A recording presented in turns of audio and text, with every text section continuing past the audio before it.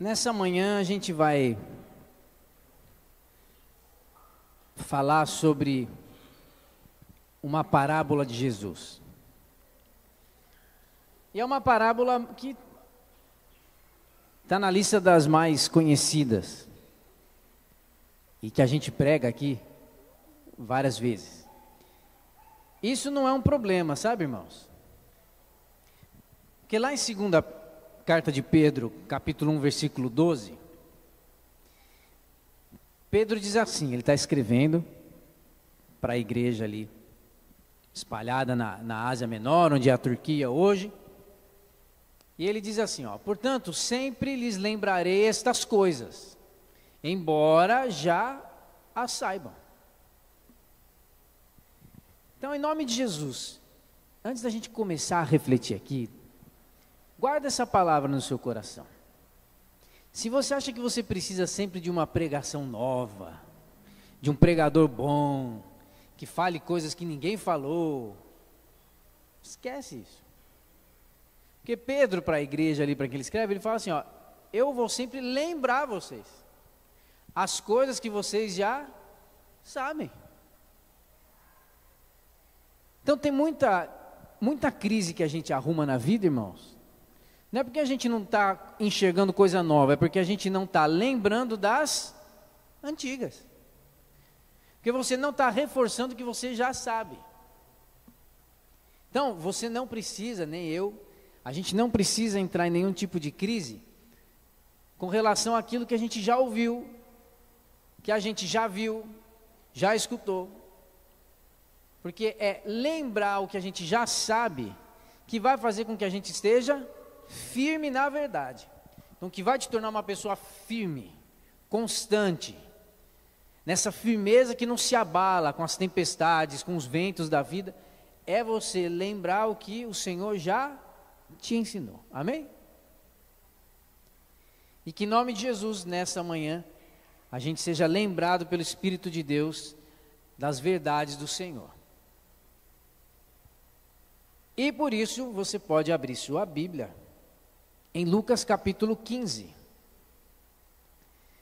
versículo 1, depois a gente pula para o versículo 11. Lucas 15, 1, depois do 11 em diante.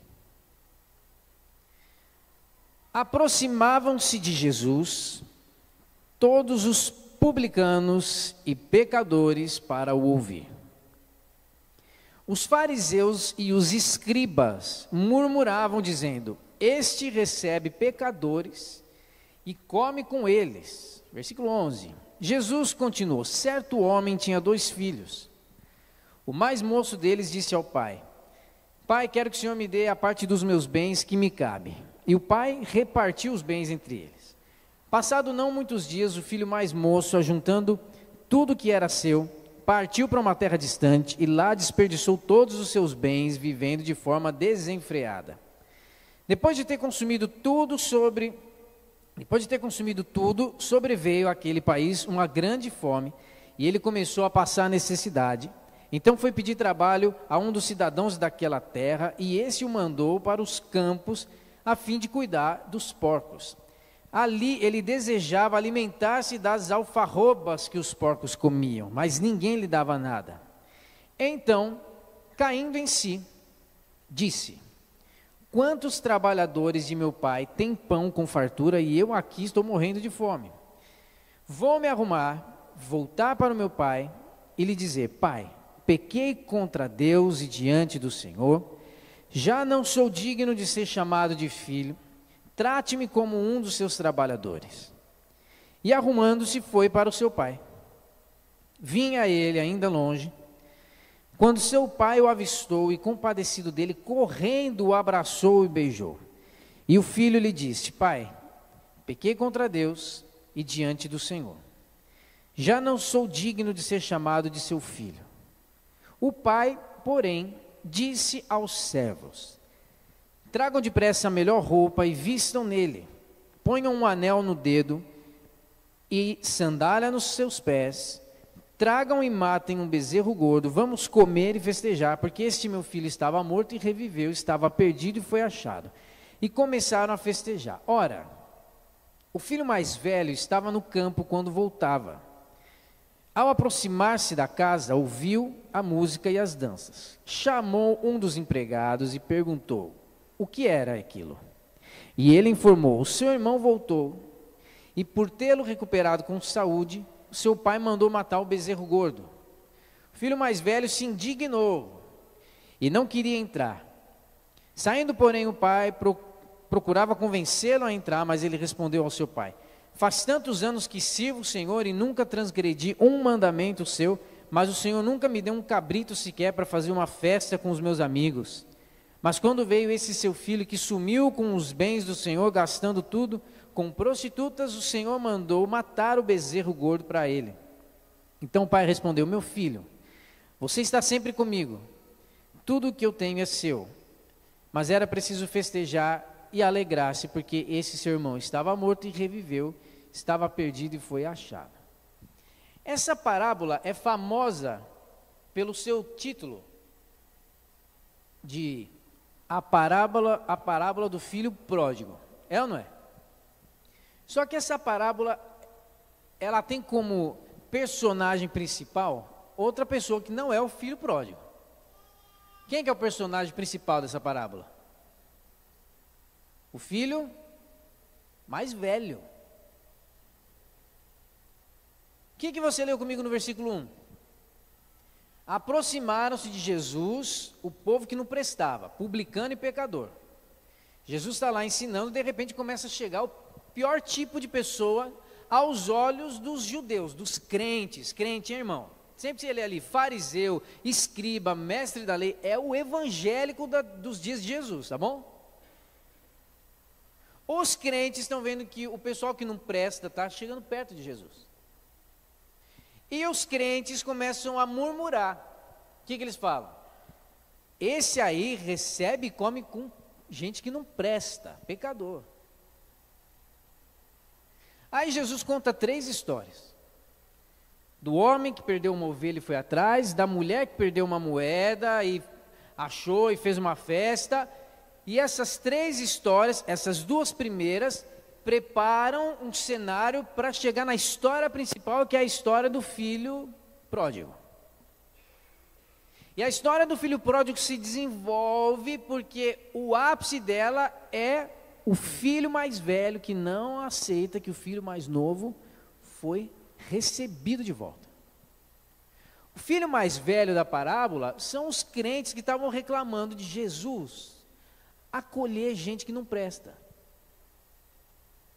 Então o título dessa parábola tinha que ser a parábola do filho mais velho, porque é por causa dele que Jesus conta todas essas histórias.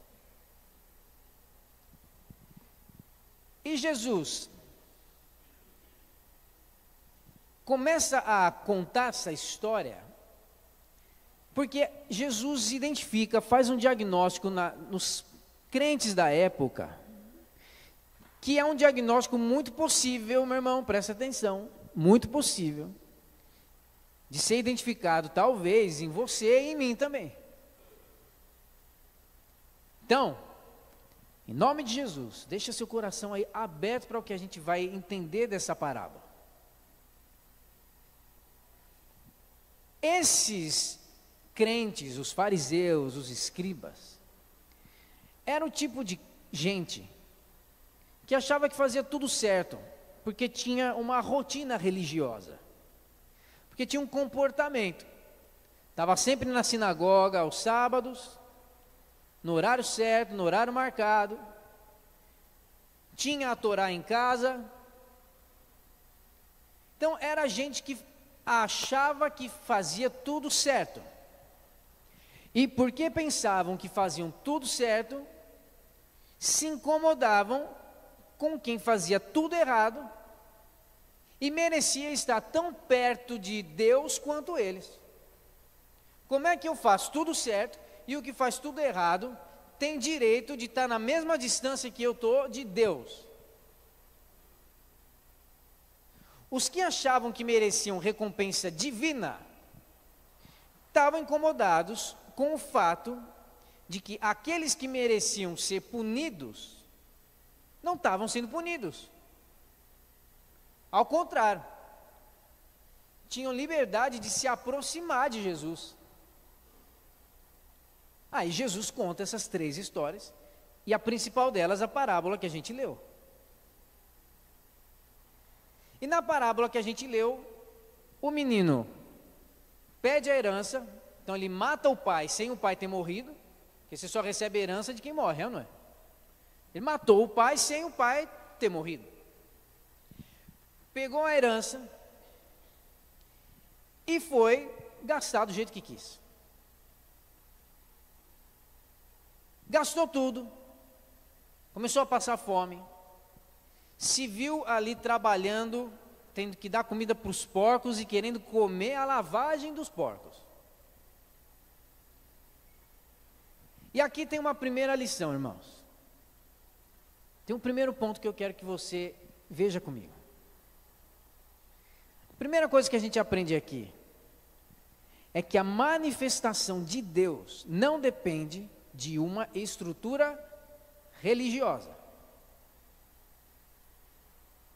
Quando Deus quer se manifestar para você, Ele não vai depender de uma estrutura religiosa. Esse menino se converteu onde, irmãos? Onde esse menino estava quando ele cai em si? A Bíblia não diz assim, caindo em si, ele se lembrou do pai. O que é cair em si? Se converteu, Esse menino se converteu. Qual igreja ele estava, irmão? Ele estava no chiqueiro. Esse menino se converte dentro de um chiqueiro. Esse menino não precisou de um culto, não precisou de uma reunião de oração, não precisou chegar um missionário para falar para ele. Esse menino estava dando lavagem para porco. E dentro de um chiqueiro fedorento, com nenhuma aparência que lembrasse, que sequer remetesse a um culto, a uma igreja, esse menino foi o que, irmãos? Visitado pelo Espírito de Deus, caiu em si. O Espírito de Deus veio sobre ele, ele caiu em si e se lembrou: eu tenho um pai. Então, primeira coisa, meu irmão, se você acha que depende de ambiente, de arrepio, de cenário, para Deus te visitar, lembre-se que Jesus falou que um menino se converteu no chiqueiro, amém ou não? Esquece esse negócio de clima, de ambiente, porque o que Deus tem para fazer, você pode estar dando lavagem para o porco, Ele vai fazer do lado de dentro, e não tem cenário do lado de fora que seja capaz de impedir Deus de trazer a transformação que você precisa do lado de dentro, amém? A manifestação de Deus não depende de estrutura, primeira coisa que a gente aprende. E tem uma segunda coisa que a gente aprende, que a forma como Deus nos trata não depende daquilo que a gente faz de errado. Esse é um tema muito delicado, principalmente se a pessoa tem um nível de moralismo muito alto. Essa é uma verdade bíblica que tem gente crente que torce o nariz, igual os fariseus aqui de Jesus.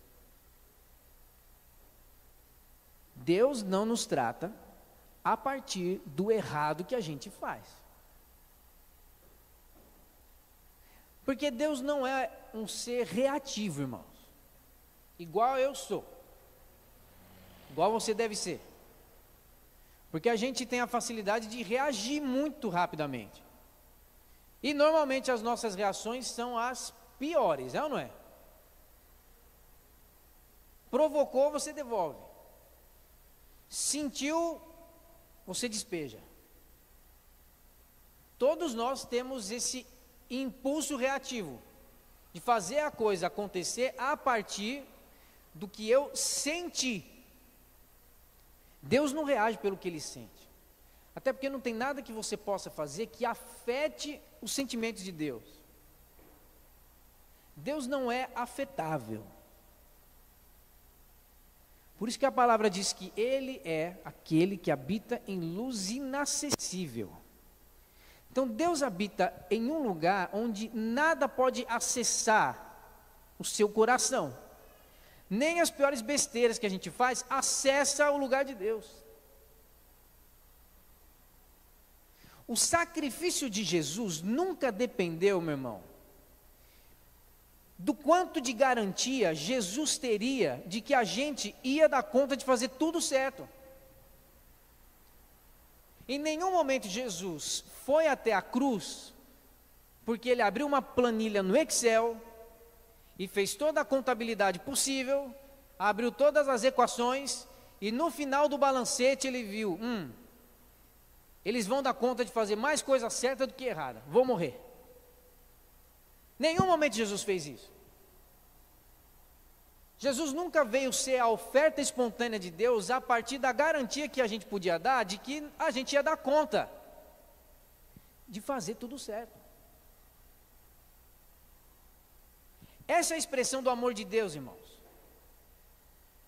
Porque olha só, quando o filho mais novo aqui, o perdido, volta para se encontrar com o pai, ele vem com um tipo de pensamento. E é aqui que a gente precisa, irmãos, ter humildade para repensar a vida.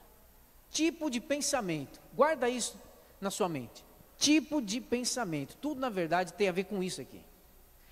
O filho volta para encontrar o pai com um tipo de pensamento.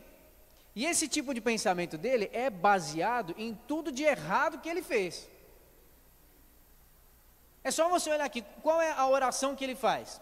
O que ele pensa? Bom, eu vou voltar para o meu pai e eu vou dizer assim para ele: fiz tudo de errado, não mereço nada, então cheguei aqui convertido, eu estou convertido, mas eu fiz todas as besteiras possíveis, não sou digno de nada, pequei contra o céu, pequei contra o Senhor, então agora o Senhor vai me tratar como um empregado. Então eu me converti, mas agora o Senhor só vai me dar aquilo que eu mereço receber. Deixa eu fazer as coisas certas, aí o Senhor me paga o salário do certo que eu fiz. Que pensamento é esse, irmãos? Pensamento de um escravo. Não é o pensamento de alguém que tem pai. Porque quem tem pai é filho. Mas quem vive para receber o que merece, não é filho, é escravo. O menino se converte, mas volta com uma mentalidade de escravo. E aí tem uma coisa linda aqui. Presta atenção comigo.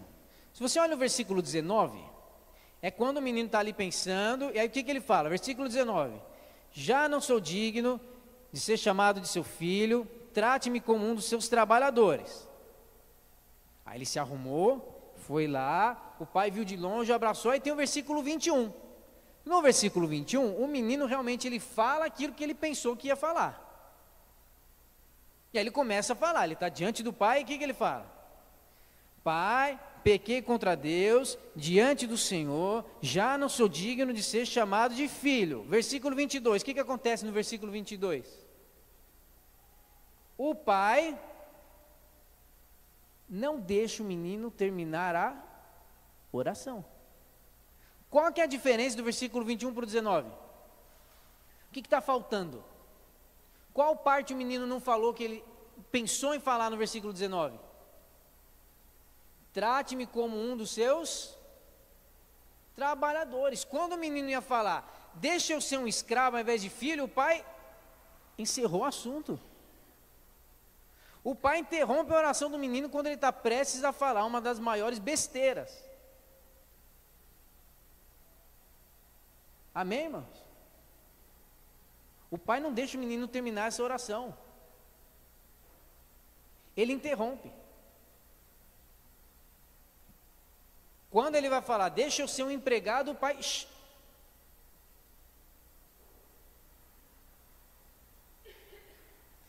Então, quando a pessoa faz alguma coisa errada, sempre há uma forte tendência, irmãos, dela achar que a vida dela está um desastre por causa do tudo errado. Tem um monte de cristão que pena, que sofre, que ele acha que a doença, o problema, o desemprego, a crise é o resultado de um errado. Aí você volta para ver que promessa você vai pagar para o seu ídolo, para ele voltar a ficar de bem de você. Porque isso não é um Deus. Uma divindade que você tem que ficar agradando para não te prejudicar não é Deus, é um ídolo. Tem muito cristão que acha que conhece a Deus, mas na verdade ele só venera um ídolo. É muito possível um cristão não ter uma imagem de um São Francisco, de um Santo Antônio, de um São Jorge, de uma Nossa Senhora em casa, mas ter o mesmo coração em relação a Deus e tratar ele como um ídolo.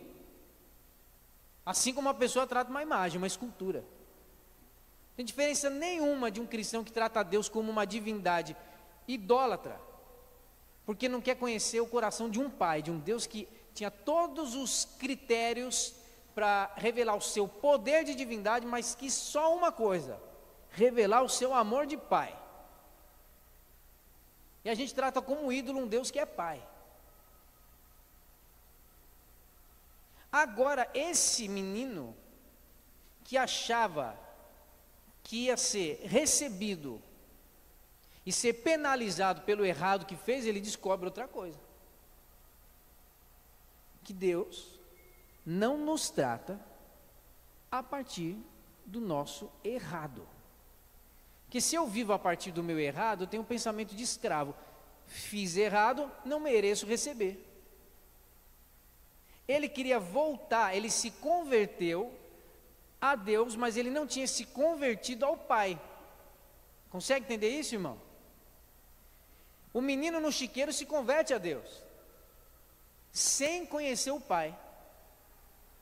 Ele se converte a Deus, ele sabe que ele tem que fazer o caminho de volta, mas ele ainda está com um tipo de pensamento escravo que faz ele achar que Deus é um patrão que remunera quem faz direito. E ele chega e descobre que Deus é um pai que nunca deixa de amar quem sempre foi filho. E o filho é filho por causa da sua natureza, não por causa da sua performance. Porque eu tenho certeza que você que é pai e mãe, que tem filho, você, alguma vez, já encarou o fato de que seu filho fez um errado, é ou não é? Seu filho já não fez algo que não devia? E no momento que ele fez algo que não devia, ele deixou de ser seu filho. Por quê? Porque ele é seu filho por causa da natureza que ele carrega de você e não por causa da performance humana que ele pode ter. Inclusive você certamente já salvou seu filho justamente por tratar ele como filho quando ele não merecia receber o seu amor de pai, o seu amor de mãe. O que talvez salvou seu filho foi você deixar claro que ele é aquilo que você imprimiu na natureza dele e não aquilo que ele é incapaz de fazer. A sua incapacidade de fazer o certo nunca fez com que ele fosse menos filho. Olha como isso pode salvar um adolescente, uma criança, um jovem.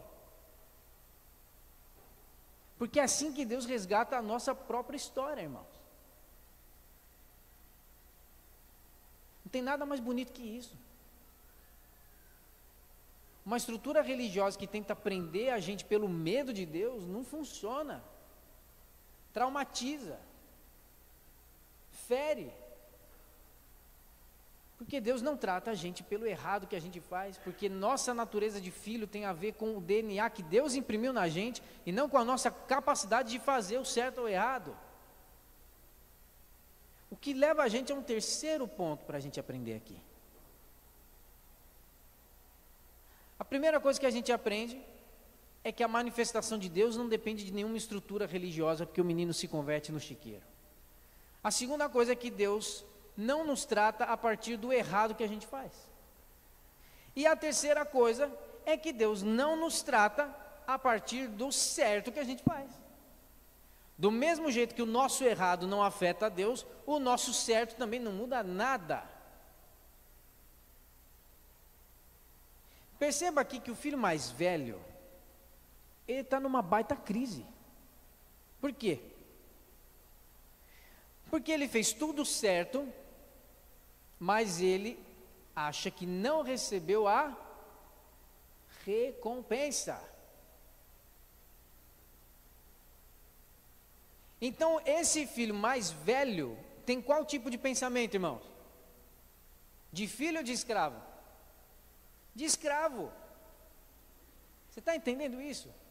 Tanto o filho mais novo quanto o filho mais velho eram dois filhos que só viam a vida a partir de um pensamento escravo. Nenhum dos dois conseguia viver como filho, tanto que estava longe como que estava perto.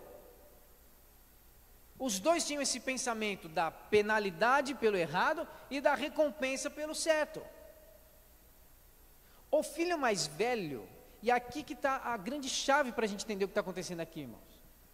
Porque esse menino aqui, o filho mais velho, ele não tinha dificuldade com o que fazer.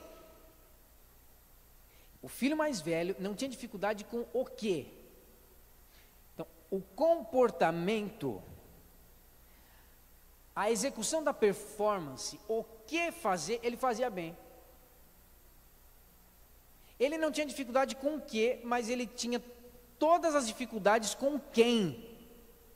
Porque, apesar dele saber o que fazer, ele tinha dificuldade com quem era o pai e quem era o irmão. Muitas vezes, irmãos, a gente acha que o que vai definir a nossa vida, o sucesso,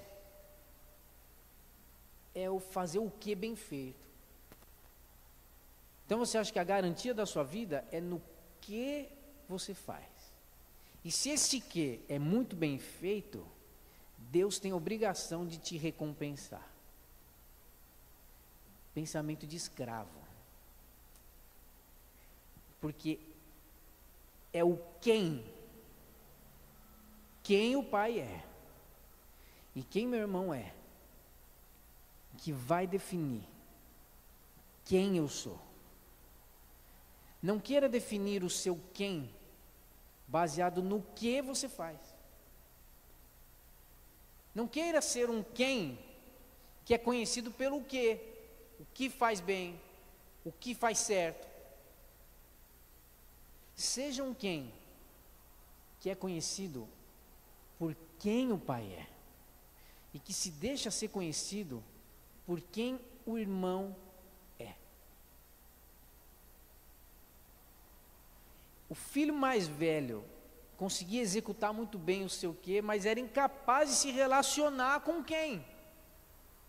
Ele era incapaz de se relacionar como filho, com o pai e como irmão do seu irmão. Então você entende isso aqui, querido? Os dois filhos estavam dominados por um pensamento escravo. Fiz tudo errado, mereço ser penalizado. Fiz tudo certo, mereço receber a recompensa. Então, os dois aqui têm o mesmo pensamento escravo, porque nenhum dos dois, nem o que estava longe porque gastou tudo, nem o que estava todos os dias perto do pai, nenhum dos dois tinha conhecido o pai. Nenhum dos dois. E esse é um risco que a gente corre, irmãos. A gente corre o risco de estar religiosamente certos a partir de um pensamento escravo. Faço certo, ganho a recompensa, faço errado, sou punido. Só que esse pensamento escravo faz a gente acreditar em Deus, mas nunca conhecer o Pai. E o pior, irmão, é que acreditar em Deus, já falei isso um monte de vezes aqui. Tiago vai dizer para nós que acreditar em Deus é uma competência que o diabo tem. Ele fala, você crê em Deus? Os demônios também creem. Então, crer em Deus não é uma virtude de gente que nasceu de novo. Porque um demônio tem essa competência. O que o diabo não tem que a gente tem? Tanto o diabo quanto eu e você cremos em Deus. Mas só eu e você podemos, a partir da nossa crença em Deus, evoluir para o conhecimento do Pai. O diabo nunca conheceu o Pai, apesar de crer em Deus. Aliás, quando você lê Ezequiel 28, você vê que o diabo, que era anjo, o diabo, você sabe o que o diabo era? Quando você lê lá Ezequiel 28, o diabo, uma vez eu ouvi essa definição e achei perfeita. O diabo era o ISO 9000 do céu. Tudo no céu passava pelo carimbo do diabo, quando ele era Lúcifer. Porque Ezequiel 28 vai dizer que ele tinha o sinete da perfeição. Então, o sinete da perfeição é como se fosse assim um carimbo que vai dizer que algo está passando pelo critério de perfeição. O diabo, quando era Lúcifer, ele era um ser que fazia o que bem feito.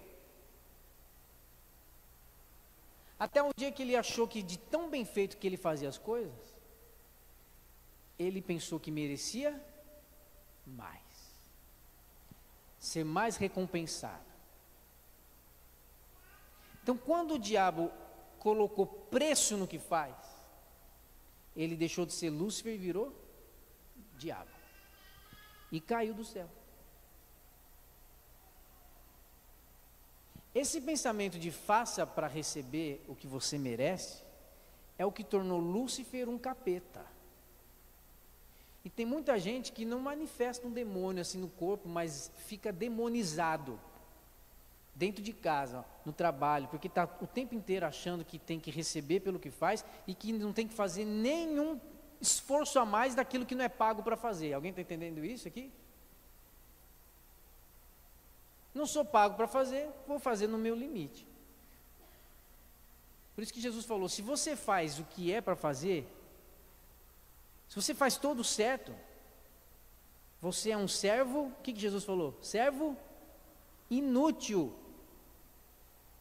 Então, se você só faz as coisas no limite do que você é pago para fazer, você é um servo que não presta, que não conheceu o Pai, porque quem conhece o Pai está sempre disposto a andar uma milha a mais do que te pediram, entregar mais do que te levaram,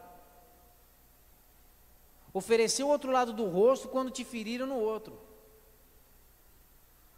Quem conhece o Pai está sempre disposto a ser uma oferta viva, que vai além daquilo que merece. Por isso a gente só tem dois tipos de pensamento, irmãos. De todo mundo que está aqui agora. Todo mundo. Você pode pensar 1 milhão de coisas, mas essa 1 milhão de coisas que você pensa, sempre vai estar regida por dois tipos de pensamento. Ou você está pensando como filho ou como escravo. Você pode ter 600 ideias no seu trabalho amanhã. 600 pensamentos, mas todos eles ou vão estar dentro da sacola do pensamento de filho ou dentro da sacola do pensamento de escravo.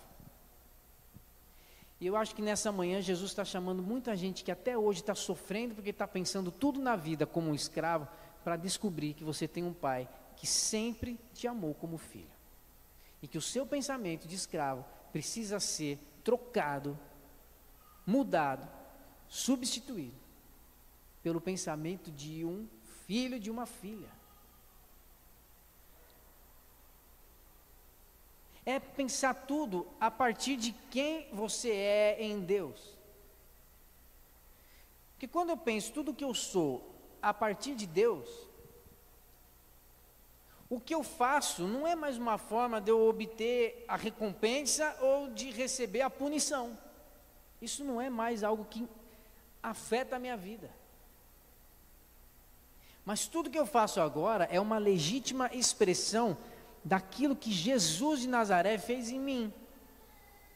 Aquilo que eu sou em Cristo é que vai definir o que eu faço.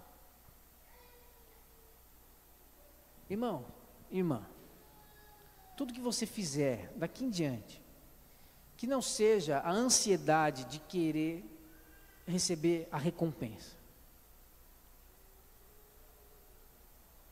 Primeiro, lembre que o Pai já imprimiu em você a identidade de filha e de filho. Tudo que você for fazer vai ser simplesmente a expressão daquilo que Deus já construiu em você. Tudo que você fizer vai só expressar o ser de Deus que flui através de você. Não vai ser mais uma tentativa desesperada de fazer o certo para ir para o céu e evitar o errado para não ir para o inferno. Porque o que define a gente como pessoa digna de ir para o céu não é o certo ou errado que a gente faz, mas é conhecer o Pai. Quem crê no Filho e que o Pai o enviou, esse recebe a vida eterna. Não é isso que João conta para nós? Quem crê no Filho e conhece o Pai, é conhecer o quem de Deus. Jesus o tempo inteiro está falando sobre paternidade. Jesus nunca está falando sobre estrutura religiosa, sobre comportamento, sobre penitência. Mas Jesus o tempo inteiro está falando: você já é filho. Que maluquice é essa que você corre atrás da vida como se não tivesse um pai?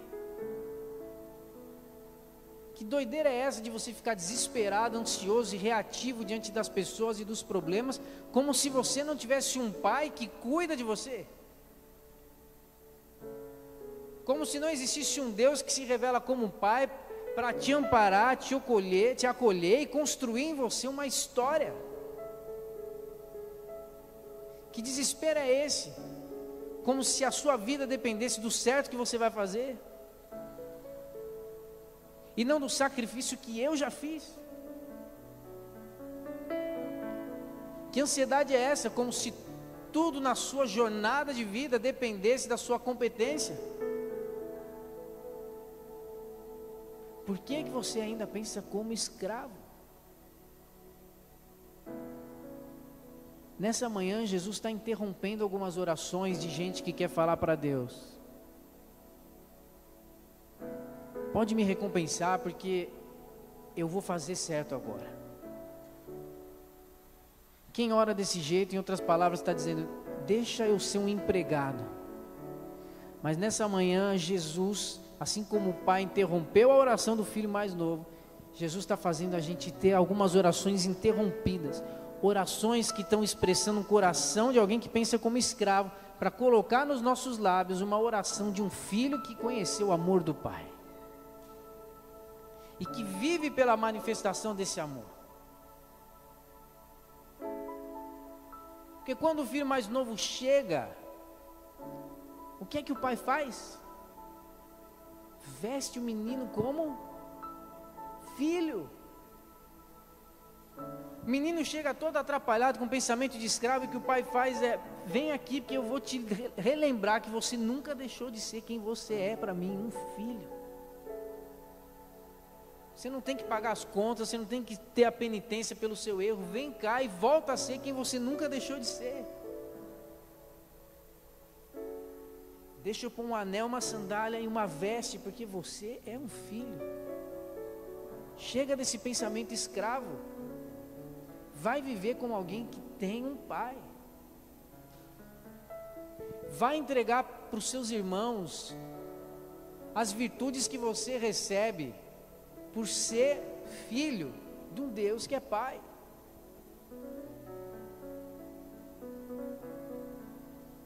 Em nome de Jesus. Porque aí a gente vai aprendendo, irmãos, a fazer da nossa vida uma constante expressão, uma constante manifestação da misericórdia de Deus. Nossa vida tem que exalar o cheiro do perdão de Deus em todos os lugares, irmãos. E é muito triste que, se a gente para pensar na nossa própria vida, se eu paro para pensar no meu comportamento, nas nossas reações, o tempo inteiro eu estou exalando o cheiro da indignação, da falta de paciência, da dúvida. Porque a gente está achando que Deus trata as pessoas assim, pelo certo e pelo errado. Não. Deus é um pai. Você é uma filha. Você é um filho. Vamos orar agora.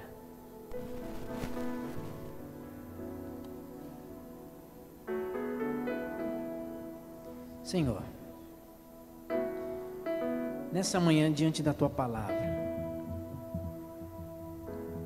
nós podemos entender que o Senhor não é um Deus que pune pelo errado, mas também não é um Deus que recompensa pelo certo. Porque o Senhor nos trata pela identidade que o Senhor constrói em nós. Porque nós somos filhos. O Senhor não nos trata pelo serviço que a gente cumpre, porque nós não somos escravos. Se alguém nessa manhã vive a crise de desconfiar do Senhor, de achar que o tempo inteiro o Senhor está pronto para punir pelos errados que faz, que nessa manhã haja uma profunda libertação desse pensamento escravo, desse pensamento tomado pelas mentiras, pelos enganos do inimigo. Que nessa manhã haja uma libertação plena dos sentimentos que nos fazem ficar afetados, encurralados,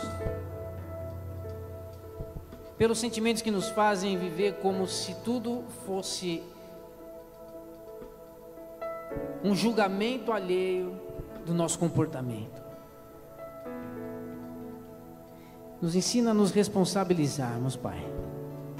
Nos responsabilizarmos pelas pessoas, pelos ambientes, a sermos aqueles que vão oferecer o que a outra pessoa é incapaz de entregar.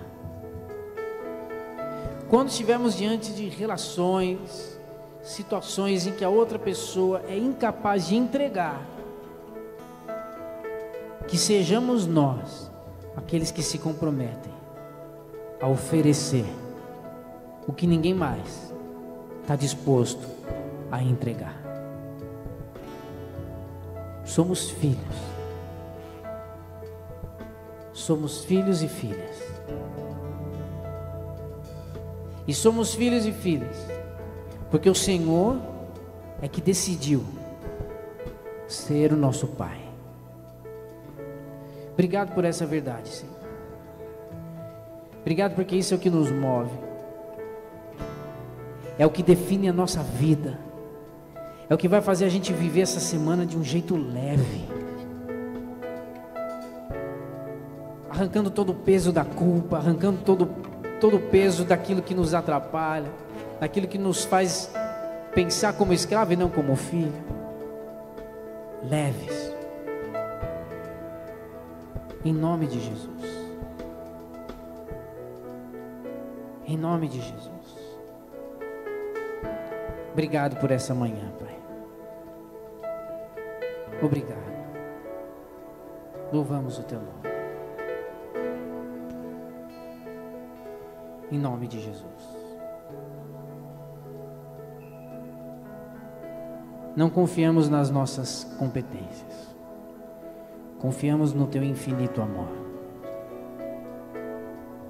Não confiamos naquilo que a gente é capaz de fazer ou não fazer.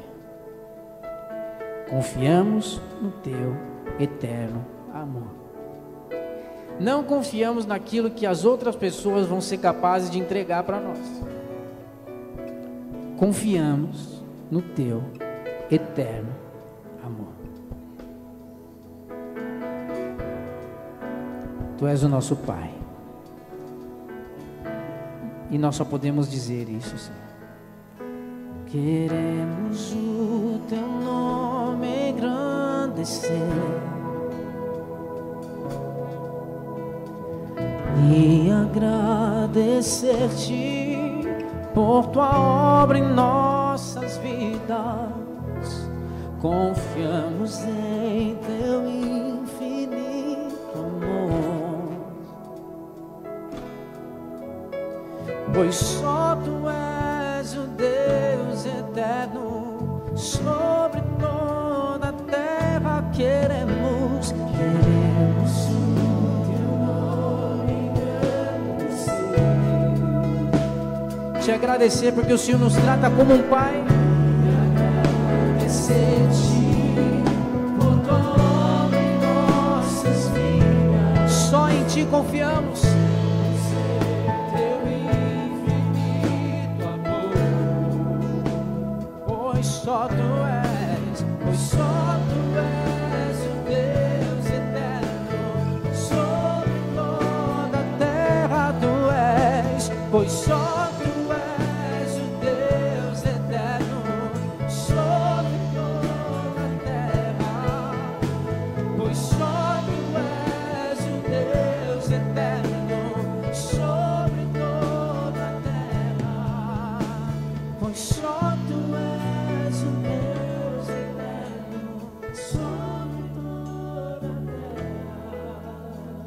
Só tu és o Pai eterno, sobre as nossas dificuldades. Só tu és o Pai eterno, sobre as nossas fraquezas. Só tu és o Deus eterno, sobre aquilo que nos condena. Só tu és o Deus eterno, cheio de compaixão e misericórdia. Só